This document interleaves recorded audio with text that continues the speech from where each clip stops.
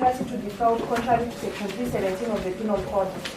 On 30th day of April 2025 at Serena Hotel in Nairobi County, within Nairobi, at Serena Hotel within Nairobi County, jointly with others before court and others not before court, conspired together to defraud to Shima Grace a sum of $116, equivalent to 15,360,000, by falsely pretending that she was in a position to assist her trading Binance, a fact to be false. Judith, true or false?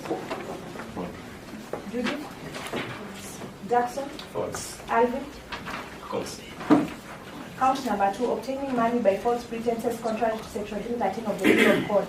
On 30th of April 2025 at Serena Hotel within Nairobi County, jointly with others before court and others not before court, with agents to defraud obtained from Shima Grace a sum of $116, equivalent to 15,360,000, by falsely pretending that she was in a position to assist her trading in Binance, a fact to be false. Judith, true or false?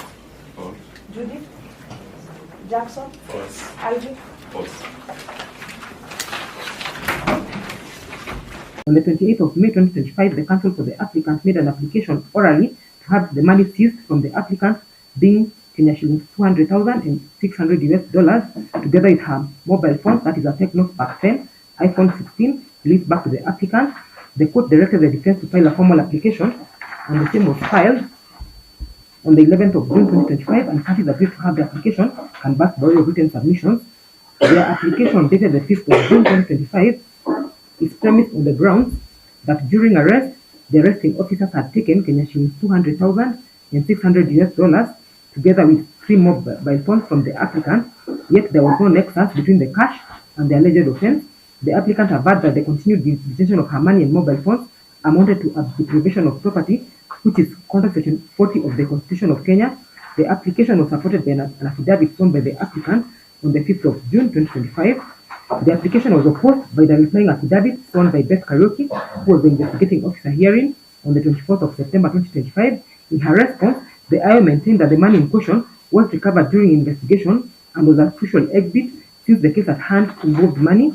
According to the IO, releasing the money will prejudice the prosecution of the case since it forms subject matter of the offense.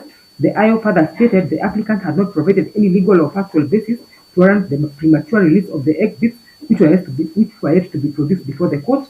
In respect to the mobile phones, the IO stated the applicant had been requested to accompany the IO to the Communication Authority of Kenya in order to unlock the iPhone using the Apple Face ID in order to extract the relevant data, but she had declined. The IO requested the court to authorize the accused person to give her password, PIN, and Face ID for the data to be accessed, and asked the court to order the exhibits retained in the police custody to await until the case is determined. Parties agreed to have the application canvassed by written submissions, and both parties complied. The court has therefore considered the application, the affidavit in support, the affidavit in opposition, and the rival submissions by the parties hearing. The application here is premised under Section 177 of the CPC, which provides that upon apprehension of a person charged with an offense, any property is taken from him. The court before which he is charged may order A, the property or part thereof be restored to the person who appears to the court to be entitled thereto, and if the person is charged, to be restored to him or to such other person as the court may direct, and B, that the property or part thereof be applied to be payment of any fine or any cost or compensation directed to be paid by the person charged. Under Section 121 of the Criminal Procedure Code, it provides that when anything is seized and brought to court, it may be detained until the conclusion of the case or the investigation, reasonable care being taken for its preservation. Looking at the above provisions, the court has jurisdiction to order a property seized as an exhibit to be detained or to restore the property to an individual it believes to be entitled to it. However, the question begging will be, under what circumstances should the property be released? Procedurally, for an exhibit to form part of evidence, it has to be presented for purposes of identification, thus that the court inspects it prior to it being admitted or not, depending on its legality. Prior to the presentation in court, all evidence to be used during a trial must be preserved. This duty is bestowed upon the investigating officer of a case for the purposes of due process and fair trial. In this case, the IO has maintained the cash has been held as an exhibit. It should be noted that the offense at hand involves obtaining money by false pretenses. It's therefore clear that according to the IO, the money seized from the applicant was part of the money obtained from the complainant. It's only after trial can the court determine if this fact has been proven or not. If the cash is found to be lawfully acquired and not related to criminal activity, then the court can order its release. Several higher courts have held it to be an irregularity for a court to release exhibits prior to their production. In saying so, I'm fortified by the cases of Republic vs. Martin Moroki and another, that is 2016 EKR, where the High Court in Meru held it will be proper to release cash exhibits before they are produced in court. Such release would amount to interfering with the prosecution evidence. In the case of Republic vs. Joseph Ndongo Njau, that is 2020 EKR, the High Court in Kiambu held money being part of the subject matter of an offense cannot be released prior to its production in evidence and conclusion of a criminal case. In the case of Republic vs. James Karanja and another, that is 2017 EKR, the court held that the court declined to release money alleged to be stolen, noting it was a crucial exhibit and releasing it with the prosecution to the trial. Similarly, in the case of Republic vs. John Kerry Waweru, that is 2018 EKR, the High Court in Nairobi held money seized as an exhibit forms part of evidence and must be preserved until it's produced in court. Its premature release will interfere with the integrity of the trial.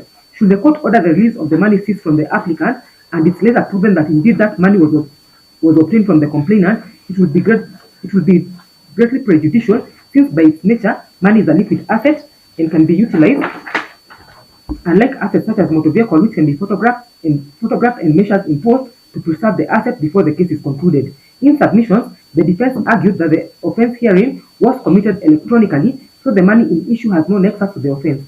At this juncture, the case is yet to commence, and the court has no glimpse on the kind of evidence the IO has. Even the money stolen electronically can be converted into cash, and without listening to the evidence, the court cannot tell if the money seized from the applicant has a nexus to the offense or not.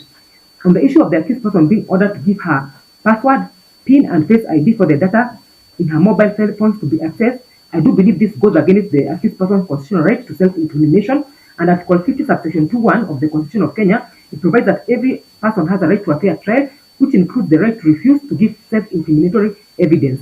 In the case of Republic vs. Mark Lloyd Stevenson, the court held that it follows that any questioning or a listing of any documents or anything from an accused person without proper administration of caution or under circumstances which the rules of confession would apply is covered under the right to self-incrimination.